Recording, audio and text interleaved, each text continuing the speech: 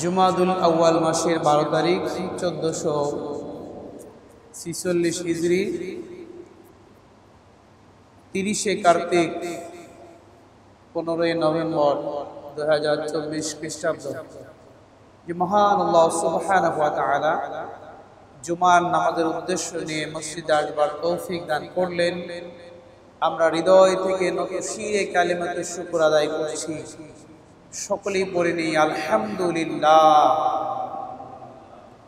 দরুদ এবং সালাম বর্ষিত হোক কুল কায়নাতের শিরোমণি আমার আপনার প্রাণ প্রিয় নেতা বিশ্ব নবী মুহাম্মদ রাসূলুল্লাহ সাল্লাল্লাহু তাআলা আলাইহি ওয়াসাল্লাম।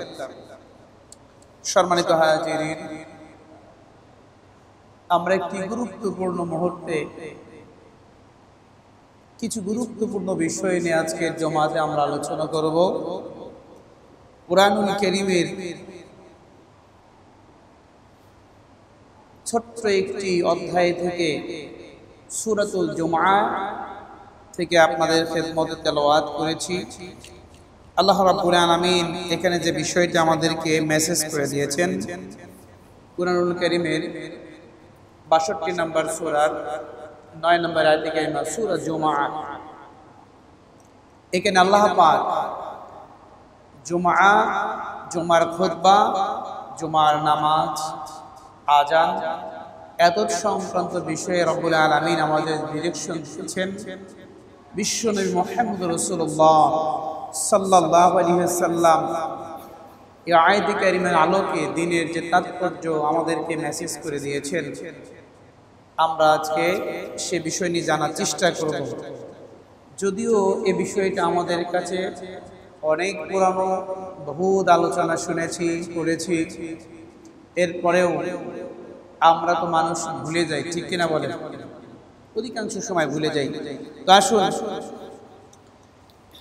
এই আসমানের নিচে জমিনের উপরে সবচেয়ে মর্যাদাপূর্ণ শ্রেষ্ঠতম দিবস হচ্ছে ইয়াউমুল জুমআ, জুমার দিবস। সহিহ মুসলিম দ্বিতীয় খণ্ড 585 নম্বর পৃষ্ঠা রাসূল করিম সাল্লাল্লাহু আলাইহি সাল্লাম ইরশাদ করেছেন, খায়রু ইয়াউমাত তালাআত আলাইহি শামসু ইয়াউমাল জুমআতি ফীহি খুলিকা আদম ওয়া ফীহি উদখিলাল জান্নাহ ওয়া ফী উখরিজা মিনহা ইলাল আখিরিল হাদিস। সূর্যের নিচে সর্বশ্রেষ্ঠ দিন হলো জুমার দিন। এই দিনই আল্লাহ রাব্বুল আলামিন সাইয়েদনা আবুল বাশার আদম আলাইহিস সালামকে সৃষ্টি করেছিলেন এবং এই দিনই জান্নাতে তাকে প্রবেশ করার সুযোগ দিয়েছেন। এই দিনই তাকে দুনিয়াতে পাঠায়া দিয়েছেন। এছাড়াও রাসূল করিম সাল্লাল্লাহু আলাইহি সাল্লাম অন্য একটি হাদিসের মধ্যে বলেছেন, সকল দিবসের নেতা হলো ইন্না ইয়াউমাল জুমআতি সাইয়্যিদুল আইয়াম ওয়া আযামুহা ইনদাল্লাহি ওয়া হুয়া আযামু ইনদাল্লাহ মিন ইয়াউমিল আদহা ওয়া ইয়াউমিল ফিতরি ফীহি খামসু খিলালিন খালাকাল্লাহু ফীহি আদাম ওয়া হাবাতাল্লাহু ফীহি আদাম ইলাল আরদি ইলাল আখির। ইবনে মাজাহ সুনান প্রথম খণ্ড 344 নম্বর পৃষ্ঠা হুজুর পরনূর সাল্লাল্লাহু আলাইহি ওয়াসাল্লাম ইরশাদ করেছেন, সকল দিবসের নেতা আল্লাহর নিকটে সবচেয়ে মর্যাদাপূর্ণ দিন হলো জুমার দিন। এই দিনে আল্লাহর নিকট ঈদুল আজহা এবং ঈদুল ফিতরের দিবসের চাইতে মর্যাদাপূর্ণ। বলুন সুবহানাল্লাহ। এই দিবসটি ঈদুল ফিতর এবং ঈদুল আজহার দিবসের চাইতেও মর্যাদাপূর্ণ। রাসূল করিম সাল্লাল্লাহু আলাইহি সাল্লাম বলেছেন, হাদিসটি সুনান ইবনে মাজাহ প্রথম খণ্ড 344 নম্বর পৃষ্ঠা এবং নাসিরউদ্দিন আলবানী প্রথম খণ্ড 129 পৃষ্ঠা হাদিসটি হাসান এবং সহিহ বলেছেন। সুতরাং এই দিবস এর 5টি গুরুত্বপূর্ণ তথ্য রয়েছে এখানে। এই দিনই আল্লাহ রাব্বুল আলামিন আগের হাদিসে আদম আলাইহিস সালামকে সৃষ্টি করেছেন এই দিনেই তাকে মৃত্যু দান করবেন, এই দিনেই তাকে পৃথিবীতে অবতরণ করিয়েছেন। এবং এই দিনেই এমন একটি সময় আছে যেই সময়ে বান্দা যে দোয়া করবে আল্লাহর নিকটে, সেই দোয়াই আল্লাহ রাব্বুল আলামিন কবুল করে নেবেন। বলুন সুবহানাল্লাহ। এবং এই দিনেই আল্লাহ পাক এই পৃথিবীর অবসান ঘটাবেন, দুনিয়াকে ধ্বংস করে দিবেন। কিয়ামত এই দিনেই সংঘটিত হবে। সঙ্গত কারণে এই দিনটি যখন আসে তখন আল্লাহ পাকে নৈকট্যপ্রাপ্ত ফেরেশতাগণ আকাশ, জমিন, বাতাস, পাহাড় সব কিছু স্বতন্ত্র হয়ে পড়ে। কারণ আল্লাহ পাকের ঘোষণা, এমন কোন দিন হবে যেদিন জুমার দিনে এই মহাবিশ্ব প্রলয় ঘটে যাবে, অবসান ঘটে যাবে, ধ্বংসপ্রাপ্ত হয়ে যাবে। অন্য আরেকটি হাদিসে রাসূলুল্লাহ সাল্লাল্লাহু আলাইহি সাল্লাম বললেন, ইন্না মিন আফদালিল আইয়ামি মিনকুম ইয়াউমাল জুমাদি ফাআকসিরু আলা মিনাস সালাতি ফীহি ফাইন্না সালাতাকুম মা'উদু আলা ক্বালু ইয়া রাসূলুল্লাহ ওয়া কাইফা তু'রাদু সালাতুনা আলাইকা ওয়া ক্বাদ আমিরতু ইলা আখিরিল হাদিস। অত্যন্ত গুরুত্বপূর্ণ আরেকটি বিষয়, আবু দাউদ আস-সুনান প্রথম খণ্ড 275 নম্বর পৃষ্ঠা, আর নাসাই দ্বিতীয় খণ্ড 88 নম্বর পৃষ্ঠা।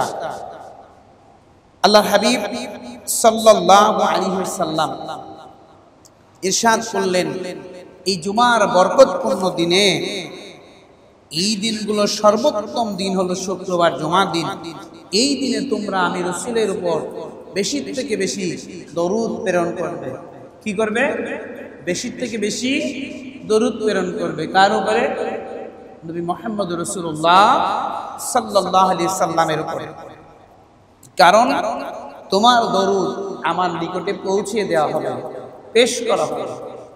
সাহাবাগণ আরশ বললেন, ইয়া রাসূলুল্লাহ, সবাই বলেন না সাল্লাল্লাহু আলাইহি ওয়াসাল্লাম, কেমনে আপনার নিকটে আমাদের দরুদ, আমাদের সালাম পৌঁছে যাবে? আপনি তো ইন্তিকাল করবেন, আপনি তো মারা যাবেন, মাটিতে আপনার দেহটা মিশে যাবে, তাহলে কেমনে সম্ভব হবে যে আপনার কাছে আমাদের দরুদ এবং সালাম পৌঁছে যাবে?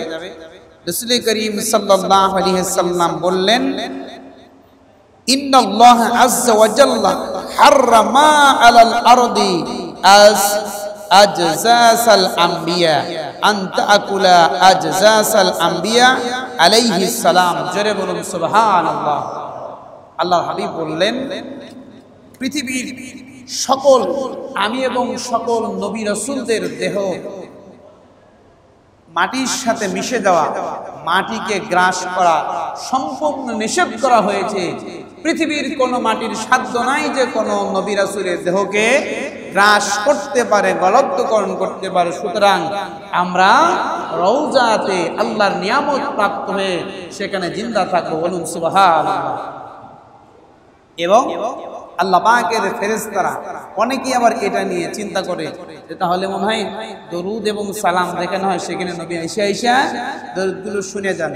আসলে এর ব্যাখ্যাটা এইটা নয়, বরং আল্লাহর হাবিব সাল্লাল্লাহু আলাইহি সাল্লামের সম্মান এবং মর্যাদা আল্লাহ এত দিয়েছেন, নবীজির আসতে হয় না, বরং আল্লাহ পাক কিছু ফেরেশতাকে নির্ধারণ করে দিয়েছেন যারা সরাসরি পৃথিবীর যে প্রান্ত থেকে যে উম্মত নবীর শানে দরুদ এবং সালাম পেশ করে, সকল উম্মতের নাম চেহারা সহ নবীজির কাছে সেই দরুদটা পৌঁছে দেওয়া হয়। বলুন সুবহানাল্লাহ।